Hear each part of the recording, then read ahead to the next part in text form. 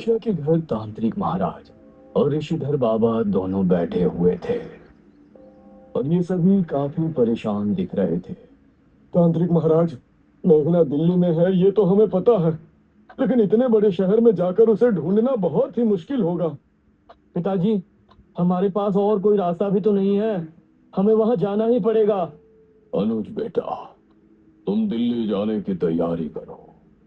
अनुज अभी अपनी जगह से उठ ही रहा था कि तभी नमस्ते अंकल। नमस्ते आंटी। वहां पर ईशिता और मेघना पहुंचे। अरे मेघना, मेघना बिटिया। मेघना को सामने देखकर अनुज को बहुत खुशी हुई। उसका मन था कि वो मेघना को गले लगा ले, लेकिन उसने अपनी भावनाओं पर काबू किया। मेघना, कैसी हो तुम? अब सब यहाँ ठीक तो है? ये लड़की, ये मेघना है। इसी की वजह से हम लोगों को निशिर मोलो से छुटकारा मिला है। मतलब पूर्व जन्म की राजकुमारी मेघालय। जी ऋषिधर बाबा। तांत्रिक महाराज, ये तो आप ही के जैसे हैं। ये मेरे जुड़वा भाई है, ऋषिधर बाबा। जनकपुरी की सभी क्रियाकलाप यही संभालते हैं। अंकल, आप सब लोग मुझे यहाँ देखकर हैरान तो जरूर होंगे, लेकिन मुझे बहुत ही भयानक सपने आ रहे हैं और न्यूज में देखा कि जनकपुरी में मौतें हो रही हैं। तो मुझे लगा कि मुझे एक बार यहाँ आकर आपसे बात करनी चाहिए। कहीं मेरे सपनों का इन हादसों से कोई कनेक्शन तो नहीं है? बेटी, जनकपुरी में हो रही मौत का कारण भी तुम्हारे अतीत से जुड़ा है। क्या मतलब अंकल? दमयंती वापस आ गई है मेघना। ये सुनकर इशिता और मेघना हैरान रह गए। लेकिन वो कैसे वापस आ सकती है? वो तो गुफा में कैद है ना। मेघना, जिस गुफा से हमने महाराज का ताबूत निकाला था, इत्तेफाक से दमयंती का ताबूत भी वहीं रखा हुआ था। तुम्हारे कदम उस गुफा में पड़े तो दमयंती जाग उठी। ये सुनकर मेघना अपने कदम पीछे लेते हुए सोफे पर ऐसे बैठ गई जैसे उसे बहुत बड़ा झटका लगा हो। पिछली बार जब यहाँ आई थी तो मेरे आते ही निशिर मोलो जाग गए थे। उनको खत्म करके वापस गई तो गुफा में कदम रखने की वजह से दमयंती जाग गई। मुझे तो लगता है आप लोगों के लिए मैं ही मनहूस हूँ। अरे नहीं बेटी, ऐसा मत बोलो। बेटी, तुम्हारी इसमें कोई गलती नहीं है।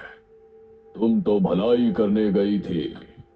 ये तो बस एक संयोग है कि महाराज और दमयंती की लाश एक ही गुफा में थी। उसके लिए खुद को दोष मत दो। अंकल, अब हम उस दमयंती को कैसे रोकेंगे? दमयंती ने उठते ही सबसे पहले तुम्हारे बारे में ही सोचा होगा, क्योंकि तुम ही ने उसकी क्रिया भंग करके उसे ताबूत में कैद किया था। अब वो तुमसे बदला लेने की ही सोच रही होगी। वही तो हम जानना चाहते हैं तांत्रिक महाराज।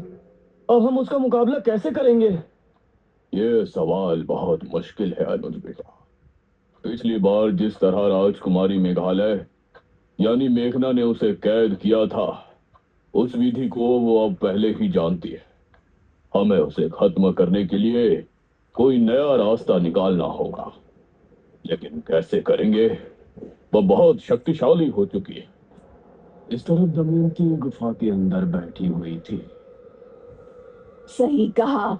इस बार मैं ऐसा बदला लूंगी जिसे देखकर काल भी घबरा जाए।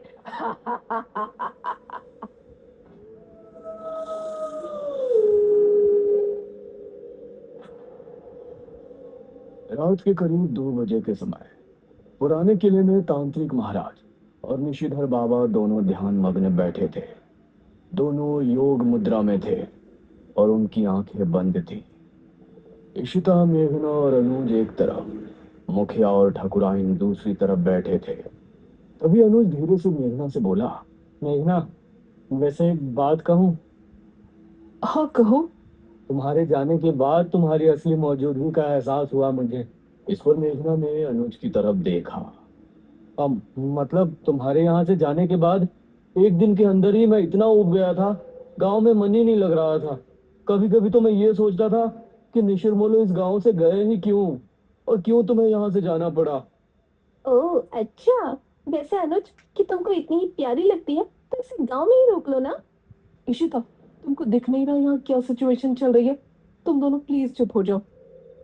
ऋषिधर बाबा और तांत्रिक महाराज को दमयंती एक सुनसान इलाके में बैठी नजर आई। उन्होंने देखा कि दमयंती के पास एक सांप, एक चमगादड़ और एक बिच्छू आकर बैठ गया।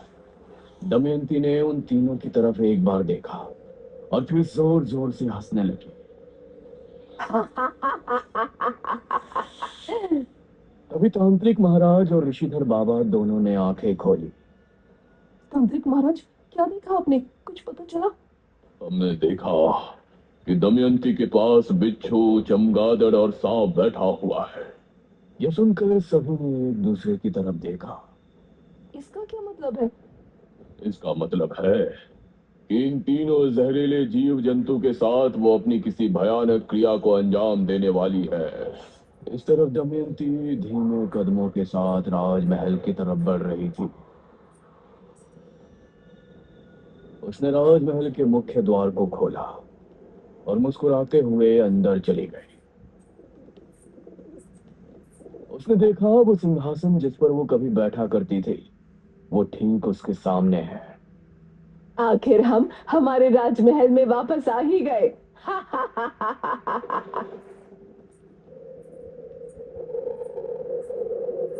वो जैसे ही सिंहासन पर बैठी, वैसे ही राजमहल के सभी रोशनदान अपने आप जल उठे।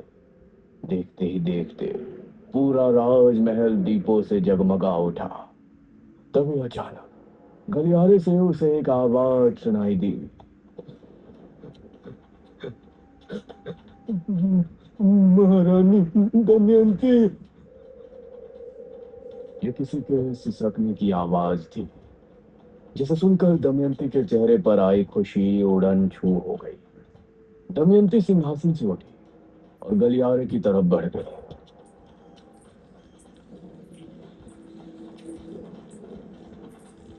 जैसे जैसे वो आगे बढ़ रही थी, वैसे वैसे ही वो आवाज भी करीब आती जा रही।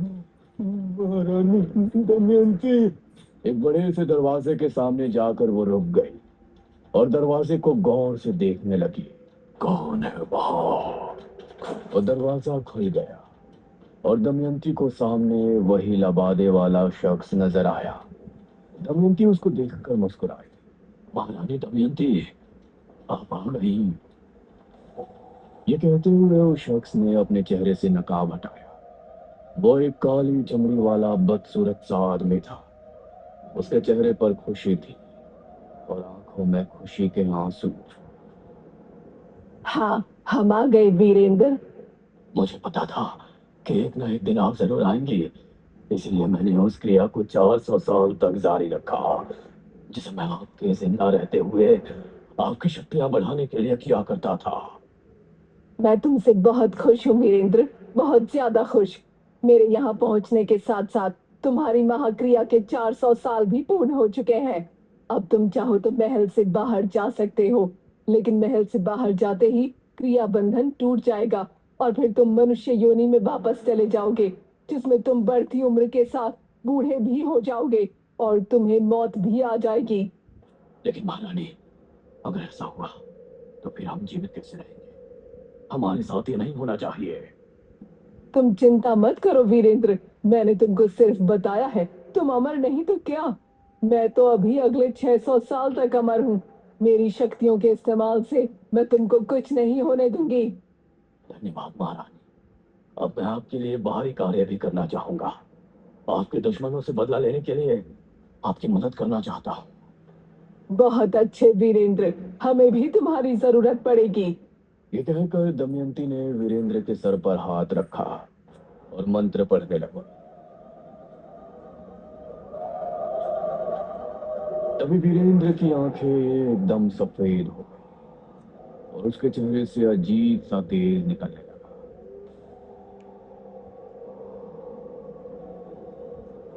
कुछ देर बाद किसी ने किले के दरवाजे पर दस्तक दी। अरे, ये दरवाजे पर कौन है इस समय?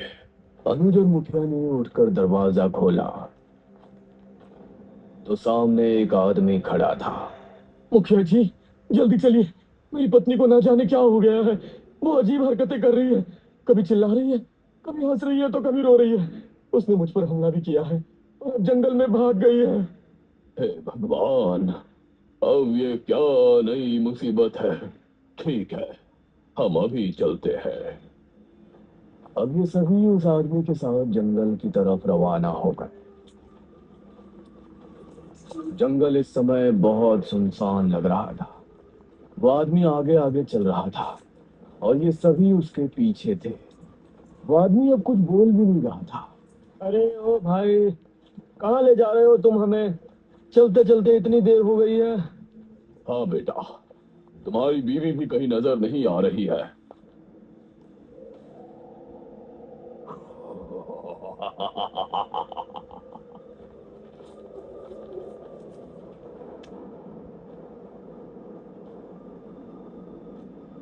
ये देखकर सभी हैरान रह गए। अरे छोड़ इन्हें। ये तांत्रिक महाराज को उससे छुड़ाने की कोशिश करने लगे, लेकिन उसकी पकड़ बहुत मजबूत थी। तांत्रिक, तूने बहुत साथ दिया है ना इस राजकुमारी मेघालय का। तूने इसके साथ मिलकर बेगमपुर के लोगों को अंधेरे से तो निकाल लिया, लेकिन अब मैं तुझे ऐसी दुनिया में भेज दूंगा जहां अंधेरे के अलावा कुछ नहीं होगा।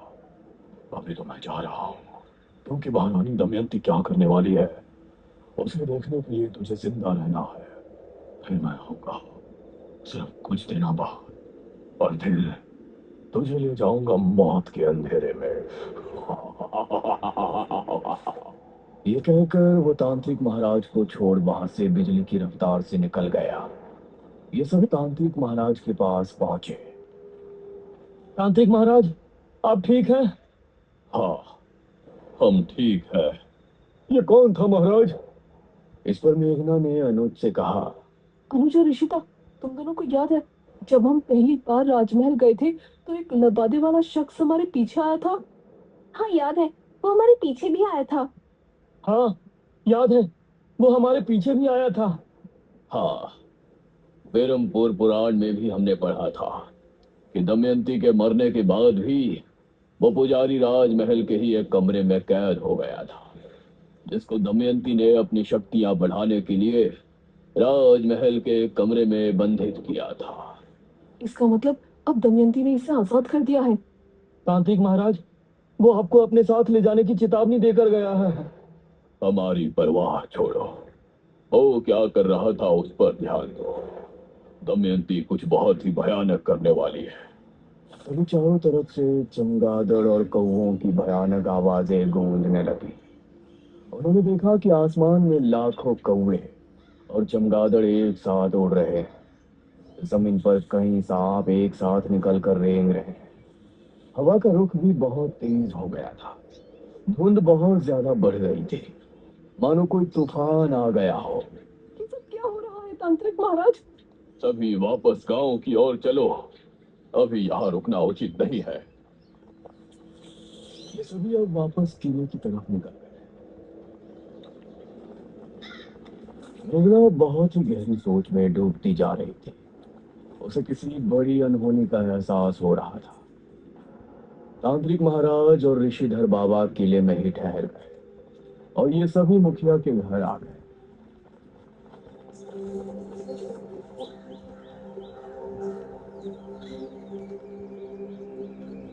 अगली सुबह जब ये सभी नाश्ता कर रहे थे तो अनुज ने न्यूज ऑन कर रखी थी।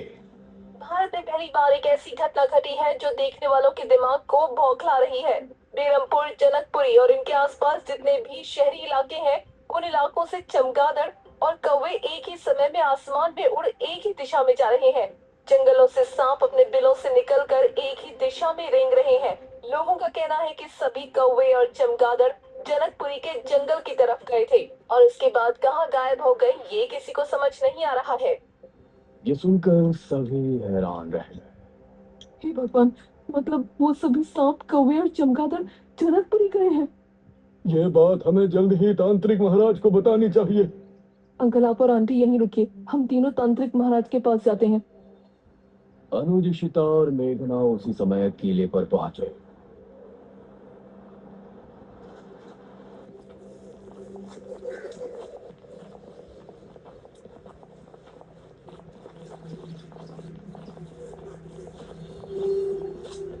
और उन्होंने तांत्रिक महाराज और ऋषिधर बाबा को न्यूज के बारे में बताया। जनकपुरी के जंगल में कहीं ये सभी उसी गुफा में तो नहीं गए जहां पर दमयंती और महाराज का ताबूत रखा था? मुझे भी यही लगता है तांत्रिक महाराज। उस दमयंती ने अपने जादू के असर से उन सभी जीवों को गुफा में बुलाया है। हमें जनकपुरी जाकर देखना चाहिए। हाँ पुत्री, तुम सही कहती हो। हम सभी अभी जनकपुरी के लिए निकलते हैं। अब ये पांचों एक साथ जनकपुरी की तरफ निकल गए।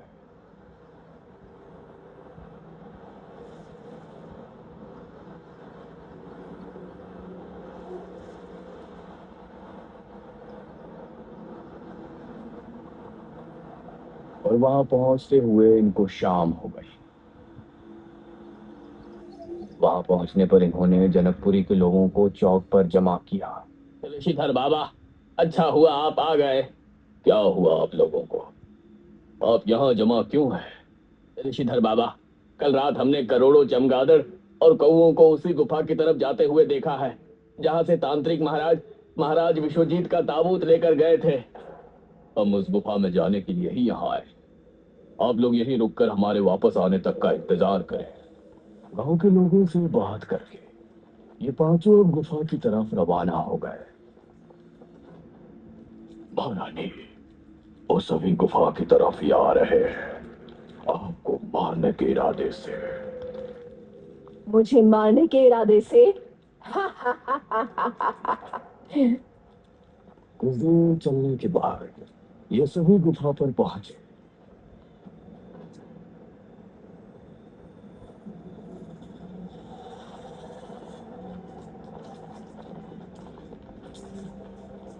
अंदर कदम रखने पर इन्होंने पाया कि गुफा उजाले से जगमगा रही है। दीवारों पर मशालें जली हुई हैं।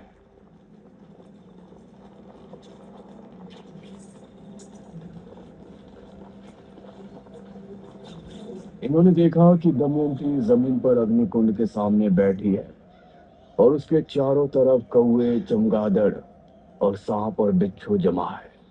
दमयंती ने इनको देखा तो ऊंचे स्वर में बोली, आओ राजकुमारी मेघालय, मुझे मारने आई हो ना? आगे बढ़ो। कोई आगे मत बढ़ना, ये बहुत जहरीले सांप और बिच्छू है।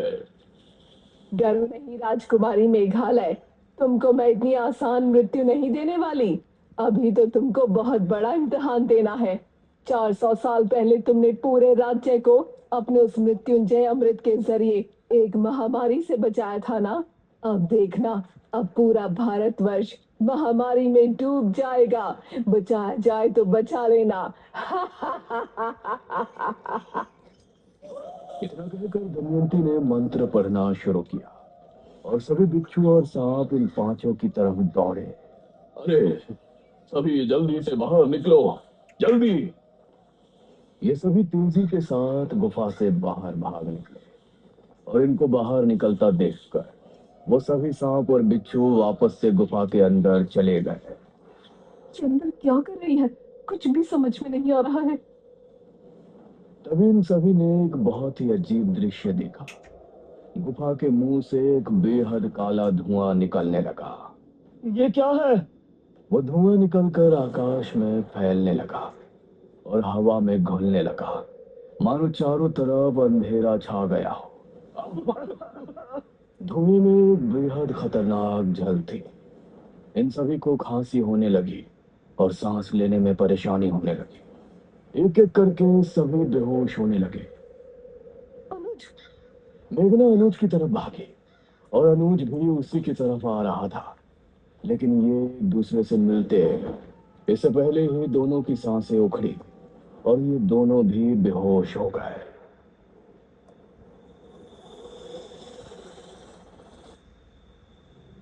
मेघना को अपने मुंह में कुछ मीठा सा लिक्विड जाता हुआ महसूस हुआ और उसने आंखें खोली। उसने खुद को हवेली में पाया। इशिता के हाथ में कांच की एक बोतल थी जिसके अंदर मृत्युंजय अमृत था। अनुज और बाकी सभी कमरे में मौजूद थे। शुक्र है तुम होश में आ गई। हम सभी तो बेहोश हो गए थे ना? हम यहाँ कैसे पहुंचे? तुम लोग सुबह होने पर भी वापस नहीं लौटे थे। वहीं सुबह से ही ये खबर फैली थी। कि जनकपुरी के लोगों में अजीब सी बीमारी फैली है। सभी को जुकाम बुखार खांसी एक साथ होकर किसी संक्रमण की तरह फैल रहा है। यह सुनकर मुझे तुम लोगों की चिंता हुई। मैं गांव के कुछ लोगों को लेकर जनकपुरी गुफा पर पहुंचा तो तुम सभी बेहोश थे। तुमको गांव वालों की मदद से यहाँ लाया और सभी को मृत्युंजय अमृत पिलाकर ठीक किया। मतलब जो धुआं गुफा से निकला था, कल रात से अभी तक उस धुएं ने इतना असर दिखा दिया कि उससे संक्रमण फैलने लगा। हाँ बेटी, लेकिन जनकपुरी के लोगों तक मृत्युंजय अमृत पहुंचा दिया गया है। उम्मीद है कि अब सभी ठीक हो जाएंगे। अंकल, इतनी छोटी बात नहीं है, मुझे कुछ ठीक नहीं लग रहा। अरे आप क्यों टेंशन ले रही है? सब ठीक तो हो गया ना? मुझे नहीं लगता कि उस दमयंती ने इतनी बड़ी क्रिया सिर्फ थोड़ा सा संक्रमण फैलाने के लिए की है। उसने कहा था कि पूरा भारत महामारी में डूब जाएगा। हमें न्यूज़ देखनी चाहिए। अब ये सभी कमरे से बाहर आए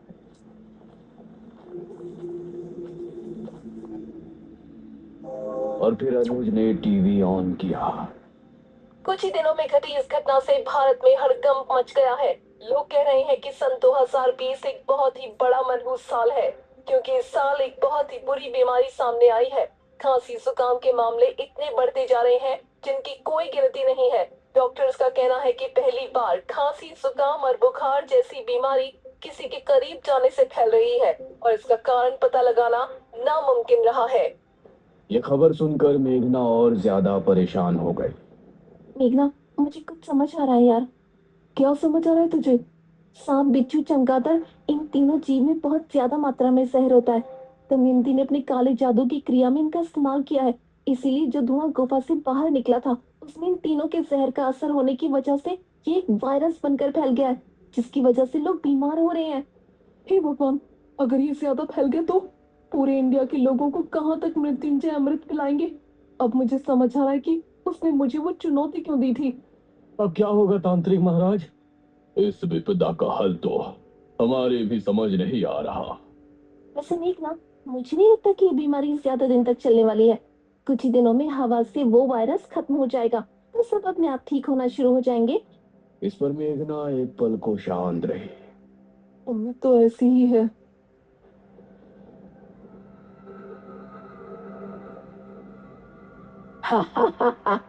ये बेवकूफ समझ रहे हैं कि वो संक्रमण ऐसे ही खत्म हो जाएगा, लेकिन ये तो एक शुरुआत है मेघालय, सिर्फ शुरुआत। मेघना इसी आशा में थी कि वायरस खत्म हो जाएगा और लोग बीमार पड़ना बंद हो जाएंगे। लेकिन दिन पर दिन लोगों की तबीयत बिगड़ती जा रही थी। जनवरी से फरवरी का महीना ऐसे ही निकल गया था और अब मार्च का महीना भी आधा निकल गया था। रात के समय ये सभी मुखिया के घर पर इकट्ठे थे। उम्मीद है आज कुछ अच्छी खबर सुनने को मिले। अनुज ने टीवी ऑन किया और सभी न्यूज देखने लगे। देश में पिछले 2 महीनों से संक्रमण के मामले लगातार बढ़ रहे हैं और अब कई लोगों की भी मौत हो चुकी है। इस वायरस को कोरोना वायरस नाम दिया जा रहा है और इसके लगातार बढ़ते मामलों को देखते हुए भारत सरकार ने एक बड़ा फैसला लिया है। भारत सरकार का कहना है कि इस समय कोरोना वायरस को बढ़ने से रोकने के लिए लॉकडाउन लगाना बहुत जरूरी है। माननीय प्रधानमंत्री जी ने घोषणा की है कि 25 मार्च 2020 से लेकर 14 अप्रैल 2020 तक पूरे भारत में संपूर्ण लॉकडाउन रहेगा। सभी देशवासी अपने घर में सुरक्षित रहें। ये खबर सुनकर मेघना का हाल ऐसा था मानो काटो तो खून नहीं, और बाकी सभी लोग भी परेशान हो उठे थे। हे भगवान, ये तो बढ़ता ही जा रहा है। अब इसको हम कैसे रोकेंगे? तभी दरवाजे पर जोरों से दस्तक होने लगी। कौन है? कोई जोरों से दरवाजे को पीट रहा था। मैं देखता हूँ, तुम लोग पीछे ही रहना। तांत्रिक महाराज ने उठकर दरवाजा खोला तो सामने वीरेंद्र खड़ा था। उसकी आंखें पूरी तरह से सफेद थी। ठाकुराइन उसे देखकर खौफ से चीख पड़ी।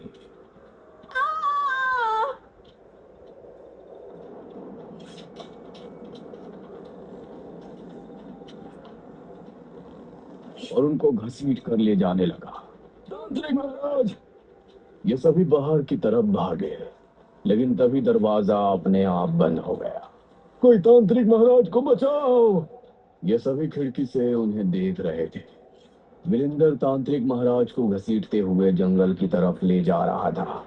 देख ले राजकुमारी मेघालय, कैसे तेरे तांत्रिक महाराज को मैं तेरे सामने काली दुनिया में ले जाता हूँ। दमयंती भी उस समय गुफा में आंखें बंद किए बैठी थी और ये सारा दृश्य देख रही थी।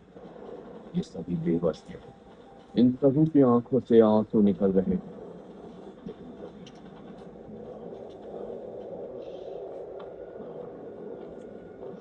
ये सभी इस आवाज को सुनकर हैरान रह गए। वीरेंद्र के चेहरे से भी हंसी गायब हो गई। उसने देखा कि सामने से निशिर मोलो उसी की तरफ आ रहे हैं। उसने तांत्रिक महाराज को छोड़ दिया। निशिर मोलो उसके करीब आकर रुक गया। उनकी आंखें लाल लाल चमक गईं। वीरेंद्र की आंखों में खौफ उतर आया। तभी ताबूत खुल गया। उसके अंदर से सुनहरी रोशनी निकली और वीरेंद्र को ताबूत के अंदर खींच ले। निशिर मोलो वीरेंद्र को लेकर चला। तभी दरवाजा भी खुल गया और ये सभी बाहर निकल कर तांत्रिक महाराज के पास पहुंचे। इस तरफ दमयंती ने ये देखा तो उसके क्रोध की सीमा पार हो गई। ये कैसे हो सकता है? ये तो वही 4 लोग हैं जो मुझे सपने में दिखा करते थे। ये सच में इस दुनिया में है? दमयंती अब क्या करना? इस खतरनाक वायरस से मेघना लोगों को कैसे बचाए? निशिर मोलो अचानक वापस कैसे आए? क्या अब फिर से बेरमपुर की गलियों में निशिर मोलो का खौफ पैदा हो जाएगा? इन सवालों के जवाब जानने के लिए देखिए इस कहानी का अगला भाग जल्द ही।